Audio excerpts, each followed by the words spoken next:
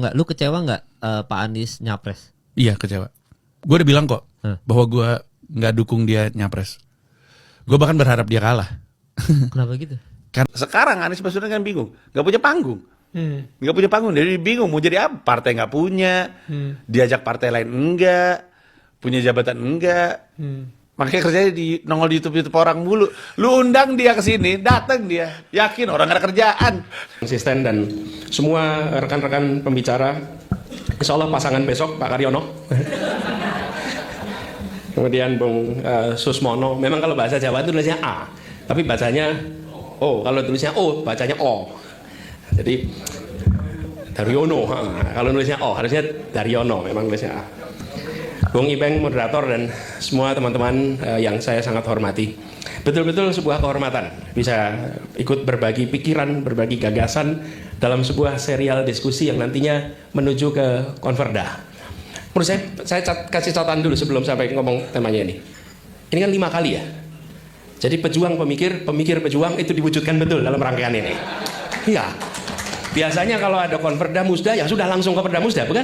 Lah ini berpikir dulu 5 kali, baru kemudian nanti Konverda. Kalau enggak kan pejuang saja tanpa pemikir, betul? Nah, ini cocok ini sudah. Cocok. Jadi berpikir 5 seri baru nanti Konverda. Dan harapannya nanti ujungnya akan punya gagasan untuk disampaikan. Nah, tema yang dibawa teman-teman, komitmen negara hadir atas layanan jaminan sosial, pendidikan dan kesehatan. Saya mau refleksi sedikit mengingat ketika saya mulai bertugas di Jakarta. Nomor 1, saya tidak pernah mengira akan dapat tugas di Jakarta. Itu semua tahu ceritanya. Saya tidak pernah mengira. Dan ketika saya mulai tugas, dimulainya dari mana? Saat berkampanye. Saat berkampanye itulah saya merasakan. Tadi Bung Ipeng cerita Gerakan Indonesia Mengajar. Kami itu ngumpulkan anak-anak terbaik, ditugaskan di pelosok-pelosok terjauh. Nah, ketika saya tugas ikut proses kampanye, ternyata kemiskinan ekstrim itu adanya di sini, bukan di tempat yang jauh, di sini. Kekayaan ekstrim adanya di sini, kemiskinan ekstrim juga adanya di sini. Masuk di kampung-kampung yang kita tidak bisa membedakan ini siang, sore, malam, atau pagi. Padat, kumuh, luar biasa. Lalu masalah lingkungan hidup, kerusakan yang ekstrimnya ada di sini. Kita merasakan, paling sederhana Pak, kita ini kan sholat 5 waktu. Ambil wudhu di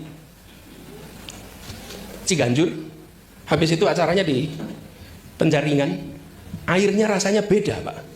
Yang di utara seperti ada minyaknya, yang di selatan terasa segar, lingkungan hidupnya pun terasa setiap hari, beda sekali. Nah, jadi ketika mulai masuk ke Jakarta, saya berangkat dengan pertanyaan yang ingin saya bahas di sini. Mengapa ini terjadi? Mengapa ini terjadi? Karena kalau kita tidak rasanya, kalau kita tidak menjawab pertanyaan dasarnya, nanti yang kita lakukan adalah mengobati gejalanya terus. Apa persoalan mendasarnya kok terjadi ketimpangan yang ekstrim seperti ini? Dan kalau kita ingat tadi pesan pendiri Republik Bung Karno, Bung Hatta dan generasinya, dan pidatonya Bung Karno 1 Juni. Ini negara yang dibangun ini untuk semua golongan. Ini ya, Mas Ugi, saya itu suka sekali dengan istilah yang digunakan Bung Karno ini. Kenapa? Bung Karno menyebut istilahnya itu golongan. Apa artinya? Bung Karno tidak membicarakan ukuran. Ukuran. Jadi kalau ada yang mengatakan negeri ini dibangun untuk melindungi minoritas, tidak. Negeri ini dibangun untuk melindungi mayoritas, tidak. Negeri ini dibangun untuk melindungi setiap anak bangsa yang dilahirkan di Republik ini. Karena golongan itu tidak mengatakan ukuran. Baru yang pada sekolah di Amerika ini pulang dengan gagasan ukuran. Ukuran, padahal golongan tidak mengatakan ukuran, disebutkan sebagai variasi semuanya. Nah, ketika sudah jadi, ikatan golongan itu terbangun dahsyat seperti satu persenyawaan hari ini. Dan senyawa itu adalah bahasa Indonesia, itu seperti persenyawaan. Tetapi perekonomiannya belum. Persaudaraan antar suku bangsanya terjadi, tetapi persaudaraan dalam perekonomiannya belum. Nah, pertanyaannya kemudian apa yang muncul? Jadi Bapak sekalian, teman-teman saya hormati, Bung dan Sarinah yang saya banggakan, kita menyaksikan perekonomian itu, ini kalau boleh saya tarik sedikit supaya membicarakan ini kita pada akarnya. Kita bentuk perekonomian. Ada yang masuk dengan tenaga kerja, ada yang masuk dengan modal, ada yang masuk dengan tanah, ada yang masuk dengan teknologi, masuk dalam satu perekonomian. Di situ terjadi namanya distribusi hasil. Dari distribusi hasil itu, ada yang mendapatkan peningkatan kesejahteraan berbeda-beda. Ada yang meningkat kesejahteraan banyak, ada yang kesejahteraannya sedikit. Di dalam perekonomian ini, itu namanya distribusi. Karena ada ketimpangan dari distribusi ini, maka uang pajak itu diserahkan kepada negara, lalu negara diminta melakukan redistribusi. Ini distribusi yang kedua, dengan cara jaminan sosial, bantuan sosial, bantuan sekolah, bantuan kesehatan. Kenapa? Karena mereka tidak mendapatkan dari distribusi. Selama distribusinya ini tidak diselesaikan, maka kita akan terus-menerus fokusnya pada redistribusi. Kalau redistribusi terus, artinya apa? Kita membiarkan yang besar terus makin besar, yang ketinggalan makin ketinggalan. Selama jenengan bayar pajak, nanti negara yang ngurusin ini. Halo teman-teman, berjumpa bersama saya di Politik Dangi.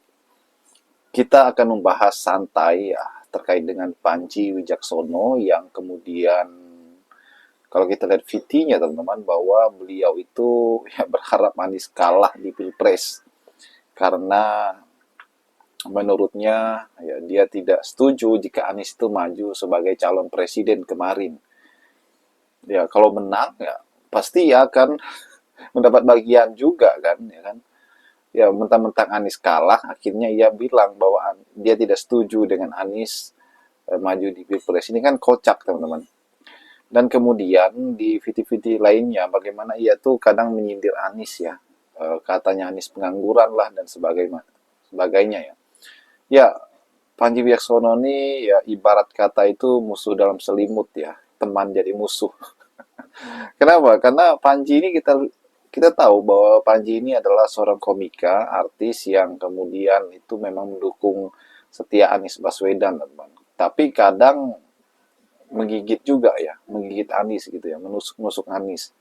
Ya, jadi tidak mendukung apapun jadi keputusan Anies, teman-teman. Ya, kita tahu bahwa kekalahan adalah sebuah hal yang biasa dalam kontestasi ya. Tapi bagaimana cara kita memberikan dukungan ya, sebagai teman, sebagai relawan atau tim ya kan kepada Anies Baswedan, teman-teman. Dan kekalahan Anies itu pun bukan hanya kalah seperti itu ya, tapi bagaimana simpati masyarakat Indonesia kemudian itu meluas untuk Anies Baswedan.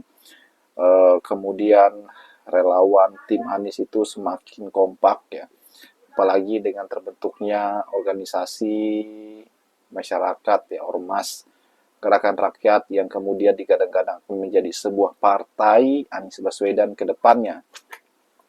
Ya, nasi sudah jadi bubur, Anies kalah teman-teman, dan Panji Wijaksono malah tersandung kasus lagi ya. Mungkin kalian akan tahu ya bagaimana Panji kemudian saat ini sedang menghadapi kasus adat ya.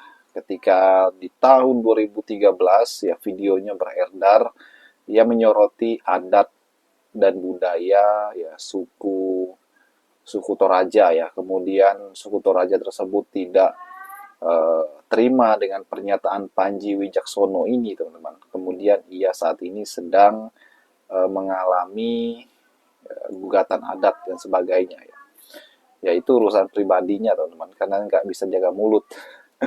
Panji ini memang komika yang brutal kita bilang ya, karena beliau selalu mengungkapkan hal-hal itu dengan kritis, teman-teman. Ya kalau kita kritis terhadap pemerintah sih ya nggak apa-apa ya. Karena pemerintah istilahnya itu adalah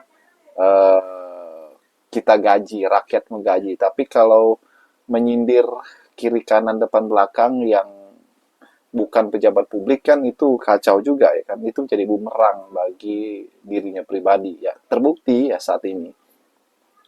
Kemudian bagaimana Anies Baswedan menjadi tokoh yang saat ini diidolakan banyak orang, teman-teman.